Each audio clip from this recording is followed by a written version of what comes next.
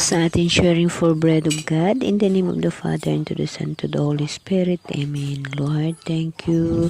Thank you so much sa mga blessing na ipinagkaloob mo sa akin at sa lakas ng loob at pag-uunawa sa pagbabasa sa Bible at aking naunawaan ng mga bagay na iyong inilalahad at aking ipinabahagi sa aking mga kapatid sa pamaraan ng pagbibidyo. Alam mo ba, Lord, na ikaw lamang ang aking lakas at ikaw yung aking inaasaan sa aking buong buhay. Kaya ang lahat ng bagay sa buhay ko ay step by step na maayos. Kaya Lord, maraming salamat sa mga bagay na ipinagkaloob mo sa akin. Amen. Okay, brothers and sisters, today ibabahagi ko sa inyo yung sa Isaiah chapter 59 verse 9. Inamin ng mga tao ang kanilang kasalanan. Sinabi ng mga tao, alam na namin ngayon kung bakit kami iniligtas ni Diyos. Sa mga paghihirap sa amin, hinangan namin ang liwanag, ngunit sa dilim din na sadlak. Tulad namin bulag na nag-apuhap sa paglakad sa katanghaliang tapat, para kaming nasa madilim na libingan. Tayo'y natatakot ang tagbagabag, mabagal nating inaasam ang pagliligtas ng Diyos mula sa dinanas nating kaapihan at kahirapan, ngunit hindi ito nangyari. Yahweh, napakarami naming kasalanan sa iyo. Ito ngayon ang umuusig sa amin. Kaya hindi kami mapanatag, naghimagsik kami sa iyo, itakwil ka namin at sinuway ang iyong mga utos, inapi namin ang iba at lumayo kami sa iyo. Pawang kasamaan lamang ang aming iniisip at kasinungalingan ay sinasabi, tinakwil namin ang katarungan at pinaghari ang kalikuan. Niyurakan namin ang katapatan at itinago ang katotohanan. Halos wala na ang katapatan. Kaya sino mang tumigil sa paggawa ng masama ay magiging biktima ng kasamaan. Brothers and sisters, ito ho yung balasahin nito, isa itong reflection sa ating lahat ng mga tao sa mundo na yes, ang tao sa mundo ay puro kasalanan lamang ang ginagawa. Lahat tayo ay puno ng kasalanan. Kaya nga ho ay aminin natin ang bawat kasalanan na ating ginawa upang magkaroon ho tayo ng matuwid na daan patungo sa pag-uunawa kung ano ang gustong ipahiwatig ng mahal ng Diyos sa buhay natin. Kailangan lang natin humingi ng patawad. Yes, brothers and sisters, lahat ho tayo makasalanan. Wala ho tayong tao dito sa mundo na walang kasalanan. Lahat ho ng kasalanan nandito na ho sa atin. Ngunit ang mahal na Diyos ay nag-aantay lamang na tayo ay humingi ng sorry at bumalik tayo sa Kanya upang ang ating daan ay maging malinis patungo sa buhay na walang hanggan na Kanyang bahagi sa atin pagdating ng araw ng Kanyang pagbabalik at paghukom. Ang bagong Jerusalem na ibaba mula sa langit, ito yung bagong lupa at bagong langit. Lagi nating tatandaan na ang mahal na Diyos handang magligtas sa Kanyang mga anak, lalo pa ang mga tao na gusto manumbalik sa Kanya. Babasahin natin dito sa chapter Elias 59 verse 16, humanda si Yahweh para iligtas ang Kanyang bayan. Nakita ito ni Yahweh at nalungkot dahil sa pagkawala ng katarungan. Nakita pa niya na wala kahit isang managmalasakit sa mga api. Dahil dito'y pairali niya ang Kanyang kapangyarihan upang siya'y iligtas at sila'y magtagumpay. Pairali niya ang katarungan at ang Kanyang kapangyarihan para iligtas ang Kanyang bayan. Ituwid ang lahat ng bagay, parusahan ang masama bilang ganti sa kahirapang idinanas ng Kanyang bayan. Ayon sa ginawa nila, sila'y pagantihan. Pati ang mga naroon sa malayong dako, ang ngalan ni Yahweh ay kakatakutan ng taga-kanluran at dakilain sa dakong silangan, tulad ng rumaragasang baha darating si Yahweh tulad ng bugso ng hangin. Sinabi ni Yahweh sa kanyang bayan, pupunta ako sa Jerusalem upang ipagtanggol at iligtas ang lahat ng nagsisisi at tumatalikod sa kanilang mga kasalanan. Ito ang aking tipan sa inyo, ibinigay ko na ang aking kapangyarihan at mga turo upang sumasa inyo magpakailanman mula ngayon at sundin ninyo ako at ituro ninyo sa lahat ng salin ng inyong lahi na sila'y sumunod din sa akin. So brothers and sisters, ito ho nababasahin dito sa Bible aking naunawaan at reflection ito sa aking sarili, mismo sa aking sarili. Yes, sumingin ako ng tawad sa ating Panginoong Hesus. Sumingin ako ng patawad kay Lord. Kaya ako'y ang buhay ko ay nakatuon lamang sa Kanya. At napakaganda ang nangyayari sa buhay ko dahil lahat ay step by step na ginagabayan niya at tinutulungan niya. Siya ho ang gumagawa ng paraan upang ako ay maiayos. Lahat ng mirakulo sa buhay ko, ang pagsasaksi ko sa kabutihan ng mahal na Diyos ay aking naranasan at aking nakamit. Kaya dito sa pagliligtas niya sa atin, yes, nililigtas tayo ng mahal na Diyos sa ating mga kasalanan, sa mga bagay-bagay na ating nagawa. Ililigtas tayo ng mahal na Diyos. Isa lamang ating gagawin, humingi tayo ng tawad at bumalik loob tayo sa Kanya. Yun ang pinaka-importante na gagawin natin upang tayo ay iligtas ng mahal na Diyos. Sa pagliligtas sa atin ng mahal na Diyos, doon magbibigay siya sa atin ng mga grasya.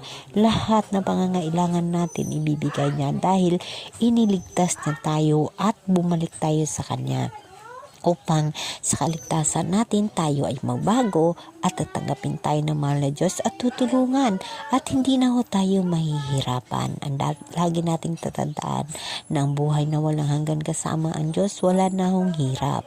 So ito ay isang reflection din sa sarili ko na sa ngayon, dahil napakaraming biyaya at maraming mirakulo na nangyayari sa buhay ko, ako ay kumbaga sa sarili ko, ako ay sinasabi ko na kasama ko ang mahal na Diyos.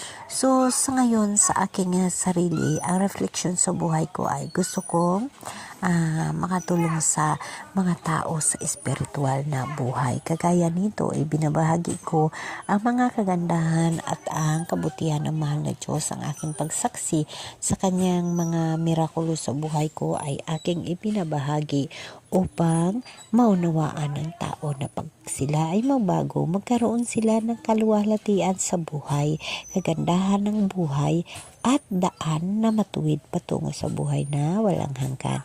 So bilang reflection sa sarili ko, ito ang aking ginagawa. So unti-unti kong sinusunod ang lahat na alituntunin dito sa Bible. Ang una kong ginawa ang pag-focus sa Bible at kung ano ang aking problema.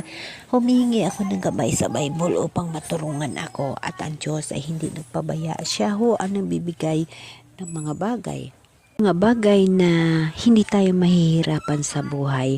So ayon dito sa Elias sa chapter 60 verse 1, ito na ho yung ang pagiging kadakilaan ng Jerusalem. Ito yung mga pangako ng mahal na Diyos sa mga tao na nagbabago at nagbalik loob sa Kanya at sumusunod sa Kanyang kagustuhan. Ito ho, uulitin ko dito sa sinabi ng mahal na Diyos, ito ang aking tipan sa inyo, ibigay ko na ang aking kapangyarihan at mga turo upang sumasa inyo magpakailanman mula ngayon at susundin ninyo ako at ituturo ninyo sa lahat ng salin ng inyong lahi na sila'y sumunod din sa akin. So bilang reflection sa buhay, yun ho ang ginagawa ko sa ngayon. Sinusunod ko kung anong kagustuhan ng ating mahal na Diyos at step by step ang lahat sa buhay ko ay nasa ayos. Lahat sa buhay ko ay magugulat ka lamang. Ito na nangyayari. Gumaling ako. Ito nagkaroon ako ng pag-uunawa sa Bible. Napakaganda ang buhay. So babasahin na natin yung chapter 60 verse 1. Bumangon ka Jerusalem at magliwanag na tulad ng araw. Liliwanagan ka ng kaningningan ni Yahweh. Nababalot ng dilim ang ibang mga bansa. ngunit ikaw ay liwanagan ni Yahweh sa pamagitan ng kanyang kaningningan, sa ningning ng iyong taglay sa liwanag, yaong mga bansay 10 ng mga hari lalapit na kusa. Tumingin ka sa paligid at tingnan mo ang nagaganap. Ang mga anak mo'y nagtitipo na upang umuwi. Ang mga lalaki nagmumula sa malayo, ang mga babae kargatilang mga bata. Ang tanawing ito, kung iyong mamalas, ikaw ay sisigla. Sa iyong damdamin, pawang kagalakan yaong nadarama, pagkat ang yaman niyong karagatay yaong natatamo at ang kayamanan ng maraming bansa ay makakamtan mo. Maraming pangkat at nakasakay sa kamilyo ang darating mula sa Midian at Ifa, at sa Sipa na may darating silang may taglay sa mga ginto at kamanyang. Ihayag ng mga tao ang magandang balita tungkol sa ginawa ng Diyos. Lahat ng tupa sa Kedar at Nibayot ay dadalhin sa iyo para ihandog kay Yahweh. At higit kailanman ay gagawin ni Yahweh na mangningning ang templo. O ano ba ito? Ang nakahalag ng gaya ng ulap, wari kalapati na nagmamadaling patungo sa pugad. Yaw nga, mga barkong nagmula sa pulo at mga pangpangin, pinangungunahan niyon mga barkong sa Tarsis nang galing doon nakasakay ang mga anak mong kung saan napadpad na ang dala nila ay ginto at pilak, upang parangalan ang ngalan ni Yahweh, ang Diyos ng Israel, pagkat kinupkop mo at pinadakila ang bayan mong giliw.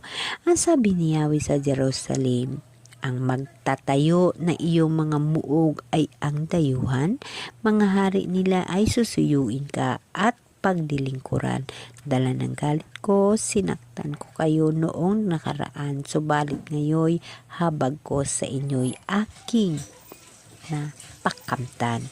Hindi isasara ang pinto ng bayan, panatalihing laging bukas sa gabi at araw, at ang kayamanan niyong mga bansay doon idaraan kasama ang hari na may dalaring bilang kanyang alay. Hindi maglilingkod sa alinmang bansa o kaharian man ay ibabagsak ko at parusahan, at ang kayamanan ng bundok Libnaw ay magiging inyo. Ang kahoy ng aspir, ng persmanyan na kahoy na tulad ng pino, pawang gagamitin sa paghahanda ng lungsod at ng templo. Yaong ang mga naghihirap sa inyo ay yuyuko sa inyo bilang paggalang, at ang lahat namang nagtakwil sa inyo magpapatira pa sa inyong paanan. Ikaw ay tawaging lungsod ng Panginoon, Siyon, lungsod ng banal na Israel. So brothers and sisters, dito natin makikita ang tinatawag na pagmamahal na mahal na Diyos sa atin. Matapos tayo maghingi ng patawad, magkaroon tayo ng bagong buhay sa itong mundong ibabaw bilang tao. Mahal tayo ng patawad, nagkaroon tayo ng bagong panimula, bagong kaugalian, bagong pagkatao dito sa mundo. Ito yung daan natin upang matanggap natin ang mahal na Diyos. So, pag magkaroon tayo ng pagbabago, yun na ho yung gabay ng Diyos at tulong ng mahal na Diyos sa araw-araw na lahat ay ating makakamtan. Lahat ho na sa buhay natin ay step by step na mangyayari, at kung ano pa ang gusto ng mahal na Diyos sa buhay natin ay mangyayari dahil tayo ay nagbago, humingi tayo ng tawad at inamin natin ang ating mga kasalanan. So ang gabay ng mahal na Diyos, ang kanyang paggabay sa atin, ang Holy Spirit na sa puso natin ay nabubuhay at nagkaroon ng lakas. So doon ang lahat na hinihingi mo, ibibigay ng mahal na Diyos. Ang lahat ng mga pangyayari, i-remind ka ng mahal na Diyos. Siya mismo ang magbigay ng gabay sa iyo, ng step by step sa buhay mo, dahil ikaw ay nanampalataya at nagtiwala ka ng lubos sa Kanya. Yun ang pinaka-importante sa buhay natin, brothers and sisters.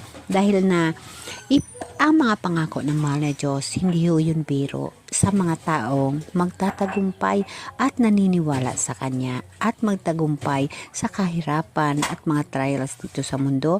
Ang mahal na Diyos ay tutulungan ka. Hindi ka pababayaan ng mahal na Diyos. Siya ay gagabay sa iyo at bibigyan ka ng tamang landas para sa buhay patungo sa buhay na walang hanggan.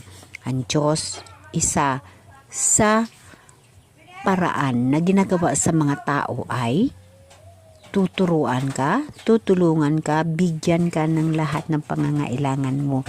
Pag ikaw mismo ay humihingi ng gabay at nagtanggap ng buong buo sa Kanya. So brothers and sisters, isa lang gagawin. Humingi ka ng tawad. Magbalik loob ka sa mahal na Diyos upang magkaroon ng daan ang mahal na Diyos na bibigyan ka ng tulong. Bibigyan niya ikaw ng gabay. Tutulungan niya ikaw. At kung ano man ang nilalaman ng puso at isip mo at mga balak mo sa buhay para sa iyong kapwa ay ibibigay ng mahal na Diyos kung ang iyong totoong hinihingi sa Kanya ay iyong paninindigan na nagtitiwala ka at siya lang inaasahan mo, isusuko mo sa Kanya ang lahat. Ang mahal na Diyos ay bibigay ng gabay sa iyo. Tutulungan ka ng mahal na Diyos dahil siya ang Diyos na iyong pinagkatiwalaan ng sarili mo, ng buhay mo, ng buong pagkatao mo. Namulat ka na, bumalik ka na sa Kanya, lubos-lubusin mo ang pagmamahal mo, ang totoong pagtitiwala mo sa mahal na Diyos. Amen? Amen.